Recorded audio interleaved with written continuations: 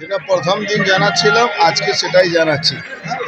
যেটা প্রথম দিন মানুষের কাছে যাচ্ছিলাম, যে কথাটা বলছিলাম আজকেও সেই কথাটা বলছি। বাংলা থেকে কারাপশনকে দূর করতে গেলে ভারতীয় জনতা পার্টিকে আনতে হবে। দাদা শতাব্দী রায় বলছে সুকান্ত মজুমদারের কথার কোনো দাম নেই। শতাব্দী রায় কি বলছেন তার জবাব সুকান্ত রায় দেবেন। সুকান্ত জবাব শতাব্দী দিয়েছে। প্রাথমিকের জনসমর্থনে মিছিল করে বলছে প্রাথমিক এবারে 1 লক্ষ ভোটে জিততে চলেছে। আগে নিজে জিতে নিক, তারপরে পার্থ কথা ভাববেন। আগে নিজে জিতে। প্রচারের শেষ দিনে শনিবার ভাটপাড়া বিধানসভা এলাকায় ভোট প্রচার করেন বিজেপি প্রার্থী অর্জুন সিং। প্রার্থীর সঙ্গে ছিলেন ভাটপাড়ার বিধায়ক পবন কুমার সিং। এদিন গোলঘর 1 নম্বর কালী মন্দির থেকে প্রচার শুরু করেন তারা। হাসপাতাল 2 নম্বর গেট ময়লা ডিপো হয়ে প্রচার সাধু মাঠিয়াতে গিয়ে শেষ হয়।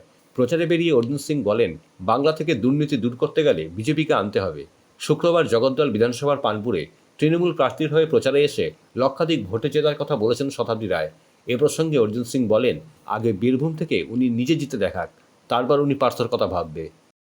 পাবলিকে একটাই কোশ্চেন আছে কি ভালো করে ইলেকশন হবে তো নিজে ভোট নিজে গিয়ে দিতে পারবে তো। আমি সবাইকে বলা যাচ্ছে কি দেখুন, এই তো মিউনিসিপ্যাল ইলেকশনে, পঞ্চায়েত ইলেকশনে এখানে সেন্ট্রাল ফোর্স থাকবে, ইলেকশন সুস্থভাবেই হবে। আপনার সবাই নিজে গিয়ে নিজেই ভোট যেখানে আপনার ইচ্ছা হবে ভোট দেবেন।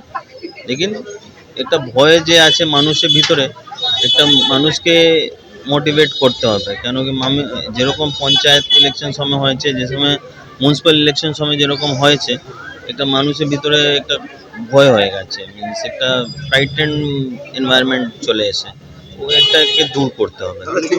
চতুর্থ দফা অব্দি জায়গায় জায়গায় অশান্তি দেখা গেছে, পঞ্চম দফা অব্দি আপনি অশান্তির আশঙ্কা করছেন?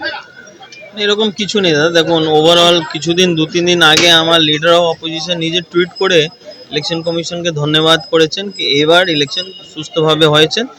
একটা দুটো জায়গায় কিছু হয়েছে, লেকিন ও এত ম্যাটার করে না। লেকিন ওভারঅল ইলেকশন খুব ভালো করে হয়েছে, এই জন্য ইলেকশন কমিশনকে থ্যাংক ইউ নিজের টুইট থেকে করে একটা ধন্যবাদ করেছেন।